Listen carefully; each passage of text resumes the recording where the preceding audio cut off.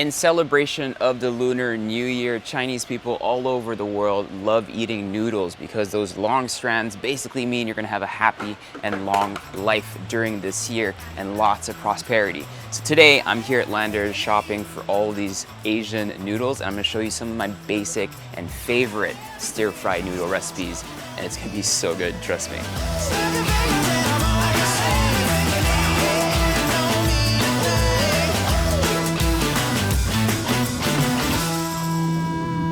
Today I'm going to show you how to make 3 of my favorite Asian-inspired stir-fry noodles. A bowl of noodles is probably one of the most comforting things you'll ever have in front of you, and it just mixes everything you want from proteins to vegetables with silky smooth glass or egg noodles, whatever is available in your Asian supermarket next to you. This is going to be a really quick one, and I hope you enjoy it.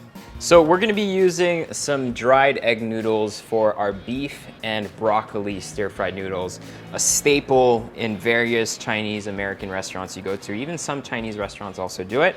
You can use fresh egg noodles, or you can use these dried egg noodles as well. So we're just going to put this in some hot water and cook them down. Remember, we're not cooking them all the way through because these cook down really, really quickly.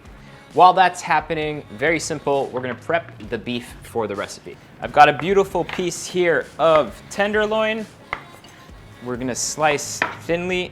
I don't really need to marinate it much, but what I'm gonna do is add a little bit of oyster sauce, mix that together. And a little secret that they use in Chinese kitchens is dusting the beef or the proteins with a little bit of cornstarch. It gives you that really nice and kind of like smooth and gooey texture when the sauce comes together. That beef is ready to go. So I'm gonna go ahead and grab my noodles. These literally cooked for about 3 minutes. And now we're gonna prep the vegetables that we need for the dish. 1 head of broccoli, which we're gonna chop up into little florets. You could keep them like this, but I find it a little too chunky. So you can kind of break them off into nice little sizes. 2 main elements of the dish are pretty much done. All we need now is a little bit of garlic. Don't really need to mince this, nice and thin will do. A little bit of ginger, slice that thinly as well. And that's basically most of the prep we have to do. Really simple, we got some peanut oil. Once it starts bubbling, we're gonna throw in the rest of our ginger and garlic. We're really just looking to bring out all that aroma. At this point, what we're looking to do is add just a tiny bit of color to the garlic. We really just wanna, when you get this close, but you don't wanna get this close because you're gonna burn yourself, but it smells really of ginger and garlic, then we can go ahead and add our beef. So one of the main reasons why we cut this thinly is so we can make sure that it cooks really quickly. My beef has some nice color. It's still kind of like rare inside, which is great. I'm gonna add in our broccoli. We need some steam at this point to help cook the broccoli a little bit so they get nice and tender. You can also eat broccoli raw, so there's nothing wrong with that, but a little steam will go a really, really long way, so let's add some sauces into the dish. I'm gonna start with some acid, brown rice vinegar, wait for that acidity to kind of nicely dissipate. Then now to this, I'm gonna add some oyster sauce, a little bit of soy sauce. All that's coming together beautifully. Now all we gotta do, put in our beautiful noodles. You always just want to find the right ratio of vegetables and protein versus noodles, so it's really up to you how loaded you want this dish to be.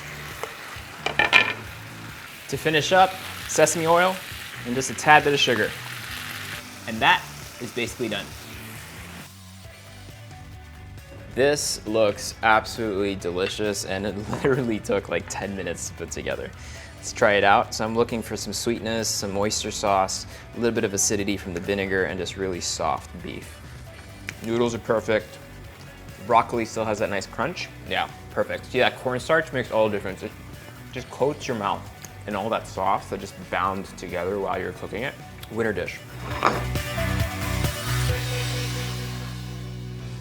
Next one we're doing is called pad ki mao, or famously known internationally as Drunken noodles. This is a Thai recipe that is absolutely delicious, probably one of my favorite things. So we're gonna start with these beautiful flat pieces of rice noodles, which we're gonna cook. Again, with rice noodles, it cooks much faster than regular pasta, so just really keep an eye on it. Now, time to prep the ingredients. Very simple. 1 white onion. We're gonna use just 1/2. Thinly slice the white onion. Lots of garlic. Two ways you can do this, either chop it or go at it with a mortar and pestle. Then we're gonna add a couple of bird's eye chilies. I'm gonna cut off the tops, try to remove as much of the seeds as possible. Chop the chilies up, check on our noodles. Now they seem absolutely perfect and good to go. Peanut oil goes into our little wok here. To this we add all the chilies and all the garlic. Let that toast up and get beautifully aromatic. Next, we're gonna go ahead and add in our chicken. I'm just looking to really brown that chicken nicely and just give it some beautiful color. At this point, we can add in our white onions. I wanna try to keep some of that acidity and bite in the white onions, so I'm not gonna cook them down too much. You can see our chicken is absolutely beautifully cooked right now. I can already really smell all those flavors coming together. Really quick fix, some spring onions. You can also use some leeks or some green onions, like all the stalks. These are just gonna cook down beautifully and just add a nice texture to the whole dish. Then I'm gonna go in with a tiny bit of fish sauce, and then finally, our noodles. To this, we add a ton of basil. You can add regular basil or Thai basil. Thai basil will just give you that much more crunch. And then just toss everything together. So we go ahead and transfer those all to our plate here. This looks so good. You'll see variations of drunken noodles using shrimp and stuff, but chicken for me, oh, that's really hot. Chicken for me is good enough. Like, I just love the color and the coating the noodles get with just all that dark brown soy oyster kind of like mix that just comes through beautifully. It's so good. And the spice, we put like what, 4 big chilies? Not overpowering. This is a dish I would not be able to get enough of, for sure. Next one we're gonna do is a Korean spicy noodle. There are tons of different types of Korean spicy noodles. This one in particular is one of my absolute favorites. It's called bibimbap. Please don't kill me for the pronunciation, but it basically uses what we call in westernized countries somen noodles. I think in Korean it said somyen or somyen, something like that. And these cook for about 5 minutes in water. Next, it's a really simple process. I have kimchi. This goes in the bowl here. We're gonna cut it up using some scissors.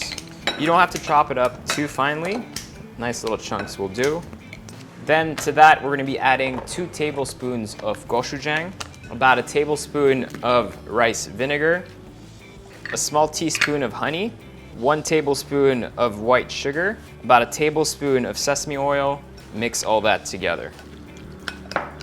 Our noodles at this point are done as well. All we're gonna do is strain them and then wash them in some cold water.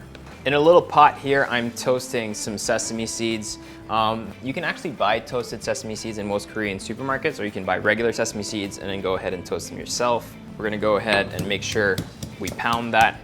When you pound it, just all that flavor of all those sesames really comes through nicely. That goes in with your kimchi mix. Mix all that together. Then I have my noodles here. What I like doing when I strain them, I actually add little pieces of ice in there to get them nice and cold. That goes with the mix. Now honestly, the best way to do this is by hand. So make sure you clean your hands and mix everything together, because you really want every strand of noodle to just have the color of that sauce. Transfer all that to a bowl. Add some kimchi bits here and there. And finish everything off with some toasted sesame seeds. And that's how you make a really quick and delicious bibimbap.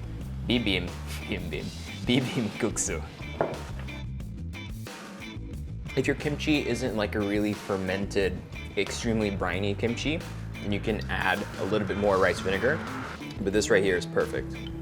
That was it. 3 Asian noodle recipes. 2 of them were stir fries. 1 of them was just a cold cook, or basically just assembling the noodles with a bunch of sauces.